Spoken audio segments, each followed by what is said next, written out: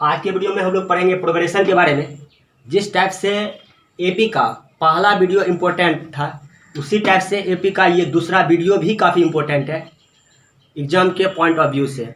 और पहले वीडियो में जो बेसिक कॉन्सेप्ट था उससे रिलेटेड क्वेश्चन अर्थात ऑब्जेक्टिव टाइप का क्वेश्चन अक्सर पूछा ही जाता है। तो आप लोग से रिक्वेस्ट है कि आप लोग वो वीडियो ज़रूर ही देखें। देखिए, अब आता है थ्रेडिंग। पहले हम इसके एग्जाम्पल के बारे में समझ लें। जैसे मान लीजिए ये 1 2 3 4 5, ठीक है, ये भी थ्रेडिंग है। 2 4 6 8, ये भी क्या है बाबू, थ्रेडिंग में है ना। 3 2 5 7 और ये सब। तो जिस टाइप से आपने अनुक्रम के बारे में पढ़ा था, सीक्वेंस के बारे में पढ़ा था, उसी टाइप से ये प्रोग्रेशन भी है। मतलब जो सीक्वेंस का डिफिनीशन है वही आप प्रोग्रेशन का भी डिफिनीशन दे सकते हैं। अर्थात इसमें ध्यान दीजिएगा कि देखिए, दो पदों के बीच का अंतर क्या है, एक है एक है एक है एक है, अर्थात ये श्रेणी में होगा। बताइए यहाँ क्या है, 2 है 2 है 2 है, ये भी श्रेणी में होगा। बताइए यहाँ 3 2 है, डिफरेंट क्या हो गया, 1। यहाँ बताइए 2 5 हो गया, डिफरेंट 3। या फिर देखिए 5 और 7 हो गया, डिफरेंट क्या हो गया, 3। मतलब क्या, जो संख्याओं के समूह में जो पदों के बीच का जो डिफरेंट होता है, अंतर होता है, वो एक जैसा होना चाहिए, तब वह श्रेणी में होगा, नहीं तो श्रेणी में नहीं होगा। अब देखिए 5 10 15, ये भी श्रेणी में होगा। और इसी टाइप से आप देख सकते हैं 50 60 70 80, मतलब ये भी क्या है बाबू, श्रेणी में है। मतलब ये भी श्रेणी में है, ये भी श्रेणी में है, ये श्रेणी में नहीं है, ये श्रेणी में है, और ये भी श्रेणी में है ना। तो श्रेणी को इसी टाइप से हम डिफाइन कर सकते हैं कि ऐसा अनुक्रम ना, ऐसा अनुक्रम जो एक निश्चित पद्धति का अनुपालन करता हो, ऐसा अनुक्रम जो एक निश्चित पद्धति का अनुपालन करता है। निश्चित पद्धति कहने मतलब ये होगा, देखिए टोटल का टोटल क्या है बाबू, लगातार संख्या क्या है, व्यवस्थित है। मतलब क्या, एक क्रमबद्ध तरीके से व्यवस्थित है। क्योंकि देखिए इसमें बीच का डिफरेंट क्या है, 1 1 1, मतलब टोटल के बीच का डिफरेंट 1 है, इसलिए ये क्या कर रहा है, एक निश्चित पद्धति का अनुपालन कर रहा है, तो ये श्रेणी में होगा ना। तो सबसे पहले आप प्रोग्रेशन का डिफिनीशन लिख दीजिए। ऐसा अनुक्रम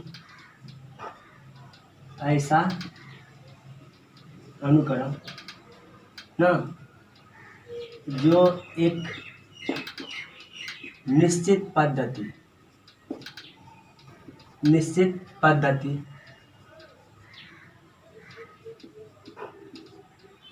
यानी डिफाइनाइट पैटर्न,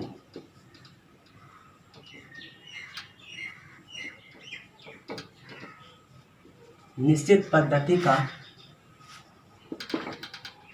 अनुपालन करता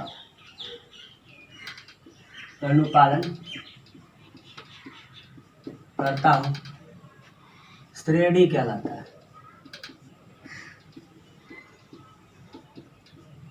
ठीक है, आप श्रेणी को ना श्रेणी भी बोल सकते हो, श्रेणी को श्रेणी भी बोल सकते हो, और एग्जाम्पल में इसको नोट कर लेना है। ठीक है,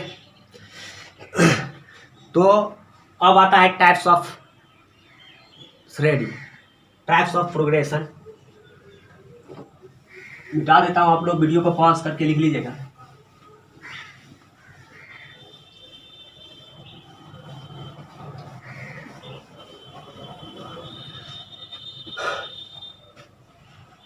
ये देखिए, ये 3 टाइप का होता है। There are 3 types of progression. First, arithmetic progression.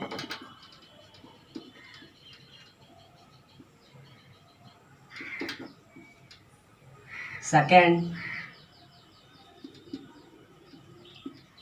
Harmonic progression. और थर्ड होता है ज्योमेट्रिक प्रोग्रेशन।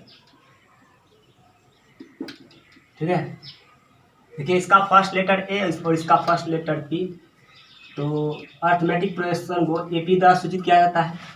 इसका फर्स्ट लेटर H और सेकंड P, SP, ये क्या होगा बाबू? GP ना।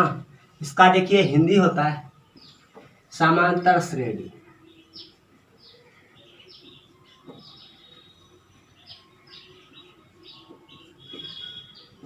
ठीक है, इसका होता है हरात्मक श्रेणी।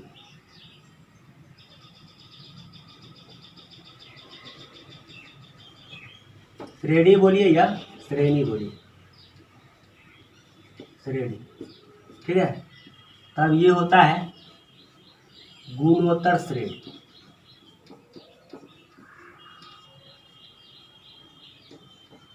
गुणोत्तर श्रेणी।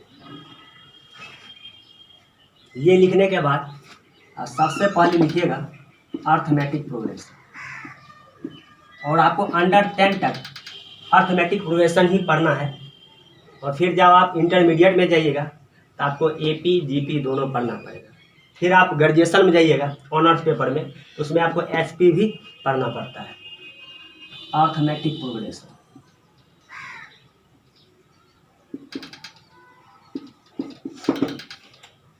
इसको शॉर्ट में आप समांतर श्रेणी को AP लिख सकते हो ना।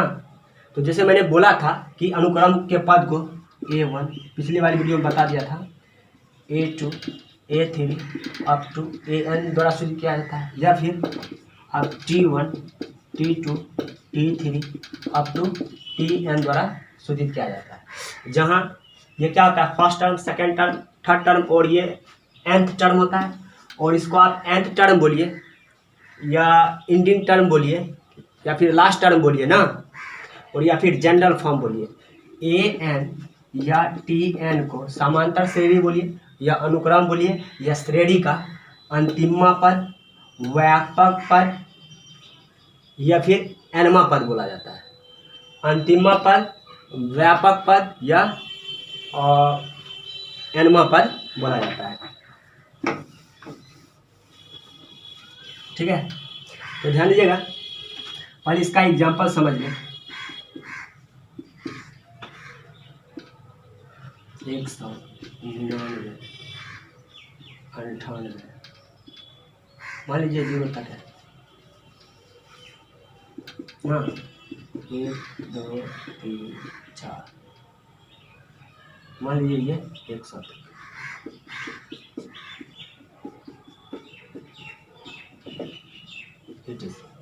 देखिए ये टोटल का टोटल क्या है बाबू, समांतर श्रेणी में। क्योंकि देखिए इसमें क्या है बाबू, प्रत्येक अगली संख्या पिछली संख्या से एक कम है। मतलब क्या, अगली संख्या पिछली संख्या में से एक घटाने से प्राप्त हुआ। फिर देखिए ये पिछला में क्या हुआ, एक घटाने से प्राप्त हुआ, मतलब अगली संख्या पिछली संख्या एक घटाने से प्राप्त हुआ। अब इसमें आप देख लीजिए, अगली संख्या पिछली संख्या में एक जोड़ने से प्राप्त हुआ है। अर्थात हम समांतर श्रेणी को इस टाइप से डिफाइन कर सकते हैं, ऐसा श्रेणी या फिर ऐसा श्रेणी ना, ऐसा श्रेणी या फिर ऐसा श्रेणी जिसमें प्रत्येक अगली संख्या अपनी पिछली संख्या से एक जोड़ने या घटाने से प्राप्त होता है, उसे क्या बोलेंगे, अर्थमेटिक प्रोग्रेशन, समांतर श्रेणी। तो इसे भी लिखना है, ऐसा श्रेणी जिसमें प्रत्येक अगली संख्या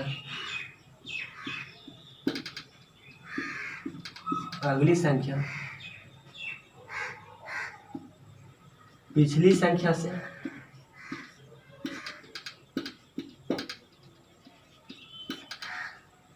ऐसा श्रेणी जिसे प्रत्येक अगली संख्या पिछली संख्या से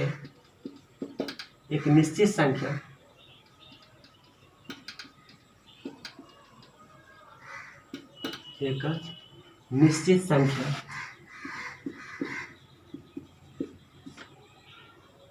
जोड़ने या घटाने से प्राप्त होता है, जोड़ने या घटाने से प्राप्त होता है समांतर श्रेणी कहलाता है।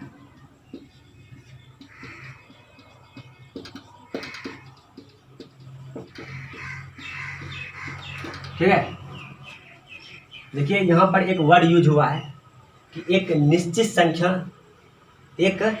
जोड़ने या घटाने से प्राप्त होता है। निश्चित संख्या, देखिए इसमें क्या है, निश्चित संख्या 1 है, इसमें भी 1 1 1। इसी निश्चित संख्या को ना सारवंतर बोला जाता है। क्या बोला जाता है? सारवंतर।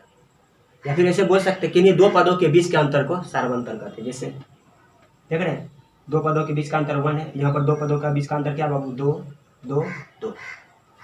यहाँ पर सारवंतर क्या होगा? 2। यहाँ सारवंतर 1, यहाँ सारवंतर क्या होगा? -1 ना। तो एपी में निश्चित संख्या को, या फिर आप मत लिखिए उसको, डायरेक्टली लिख दीजिए, दो पदों के बीच के अंतर को, दो पदों के बीच के अंतर को सारवांतर कहा जाता है। क्या कहा जाता है बाबू? सारवांतर। सारवांतर बोलिए या सर्वांतर, कॉमन डिफरेंस।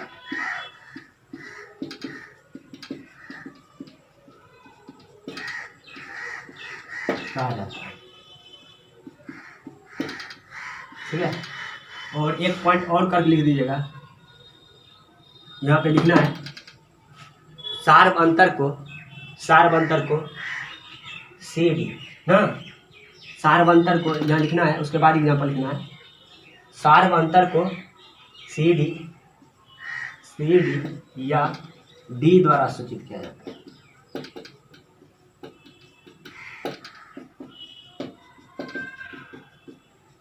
ठीक है, अब आप एग्जाम्पल भी नीचे लिख लीजिएगा।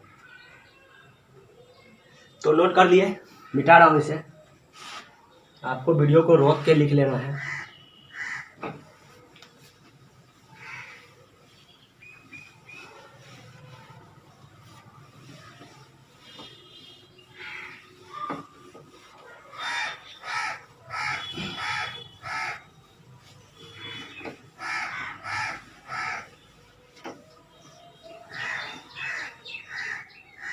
देखिए जैसे मैंने बोला था, जैसे 4 है, 8 है, 12 है ना, 16 है, बोलेगा इसका सारवंतर क्या है? हम तो देख रहे हैं कि बीच का अंतर क्या है बाबू? 4 है, सारवंतर होगा। तो जैसे अगर ऑब्जेक्टिव में पूछा जाए तो हम डायरेक्टली मतलब देख के हम लिख सकते हैं ना। अगर 2 मार्क्स अगर पूछा जाए तो इसमें हमको दिखाना होता है कि सारवंतर 4 कैसे हुआ। इसे बताइए इसका सारवंतर क्या है? या तो आप क्या 8 - 4 लिख दो बराबर क्या 4, या फिर आप 12 - 8 लिख दो 4, या फिर आप 14 - 12 लिख दो। क्या आ गया? 4 हो गया ना।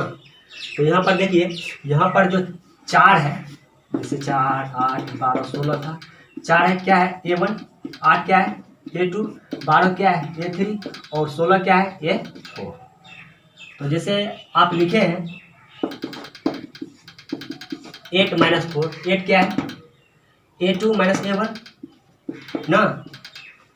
जैसे आप लिखे हैं 12 - 8, 12 - 8, A3 - A2, मतलब सारवंतर निकालने के लिए या तो ये टर्म यूज करो, या ये टर्म यूज करो, या ये टर्म यूज करो।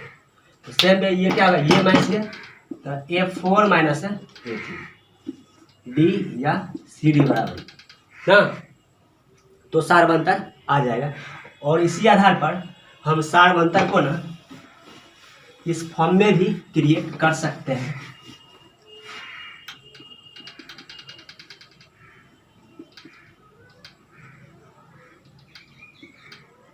सारवंतर D या CD बराबर क्या होगा बाबू? A2 - A1, A3 - A2, A4 - A3, A5 - A4। ठीक है, थोड़ा समझने वाली बात है बाबू। ये जो 1 है क्या लिख सकते हैं? यहाँ पे 2 है, ये 2 है, यहाँ पे 1 है। इस 1 को हम लिख सकते हैं 2 - 1। 1 को हम लिख सकते हैं 2 - 1 ना, 2 तो 2 - 1, 1 को हम 2 - 1 के फॉर्म में लिख सकते हैं, 2 को 3 - 1 लिख सकते हैं, 3 को 4 - 1 लिख सकते हैं और 4 को 5 - 1 लिख सकते हैं ना।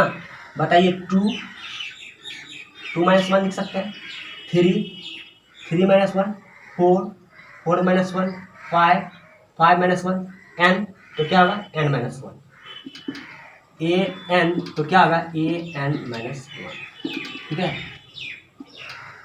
और ये d बोलिए या सी डी बोलिए, ये फार्मूला होता है, ये ऑब्जेक्टिव में अक्सर पूछ ही दिया जाता है, ठीक है। तो इसे भी आपको नोट करना है, अर्थात इस बात को आप लिख सकते हैं एनवा पर माइनस n - 1 वहाँ पर सार्वंतर बराबर। तो इसे भी नोट करना है। अब देखिए जैसे आपको क्वेश्चन रहेगा, मतलब क्वेश्चन रहेगा कि नीचे दिए गए संख्याओं के समूह में कौन एपी में है और कौन एपी में नहीं है। जैसे मैंने बताया ही था 1 3 5 7 ... 1 2 5 7 बोलेगा बताइए ये एपी में है या नहीं। तो सबसे पहले हम क्या करेंगे, सार्वंतर निकालेंगे। यदि सार्वंतर प्रत्येक पद में सेम रहेगा तो हम बोलेंगे एपी में है। अगर सेम नहीं होगा प्रत्येक पद में तो क्या होगा, वो एपी में नहीं होगा। बताइए जैसे इसका देखिए सार्वंतर क्या है, 3 - 1 2, 5 - 3 2, 7 - 5 7 - 5 ये भी 2 है, अर्थात ये एपी में होगा। और फिर देखिए 1 - 2 1, 5 - 2 3, बताइए ये सार्वंतर यहीं पे अलग अलग आ गया, इसलिए ये एपी में नहीं होगा, अर्थात ये एपी में है और ये एपी में नहीं है। तो इस टाइप का मैं 5 क्वेश्चन सेट करता हूँ और आप लोग भी उसे अपना डील कीजिएगा।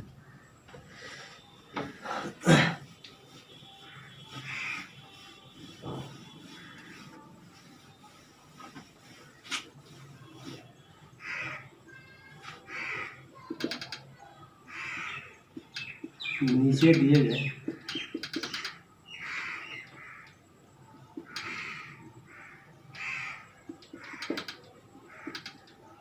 संख्या का समूह एपी में है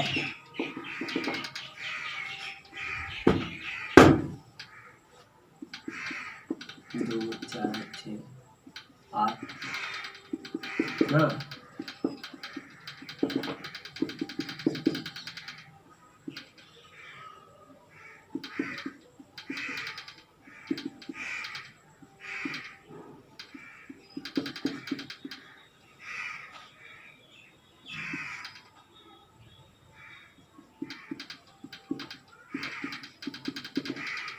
ठीक है।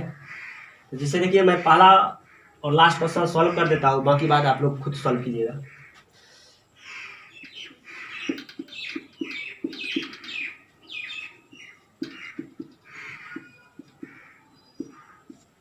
देखिए संख्याएं क्या है, 2 है 4 है 6 है 8 है, ये बाई क्यू। आप क्या करो सार्वंतर निकालोगे, A2 - A1 A2 - A1, A3 - A2 A3 - A2 A4 - A3, है ना। बताइए क्या होगा, A2 4 - 2 A3 - A2 मतलब 6 - 4, A4 - A3 मतलब 8 - 6 ना। बताइए क्या है, 2 है 2 है 2 है। यहाँ पर लिखेंगे क्योंकि दिए गए संख्याओं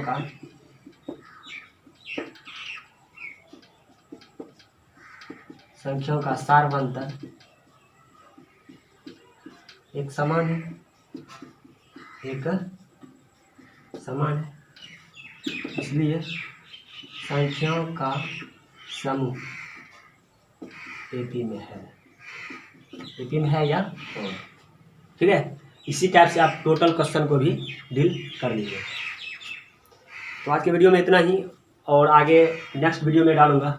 जिस टाइप से आपका पहला वीडियो और ये दूसरा वीडियो इम्पोर्टेंट था, सेम वे उसी टाइप से तीसरा वीडियो भी काफ़ी इम्पोर्टेंट है। तो आप लोग से रिक्वेस्ट है कि यदि मेरा वीडियो अच्छा लगे तो प्लीज़ उसका लाइक, शेयर और सब्सक्राइब ज़रूर करें। जय हिंद।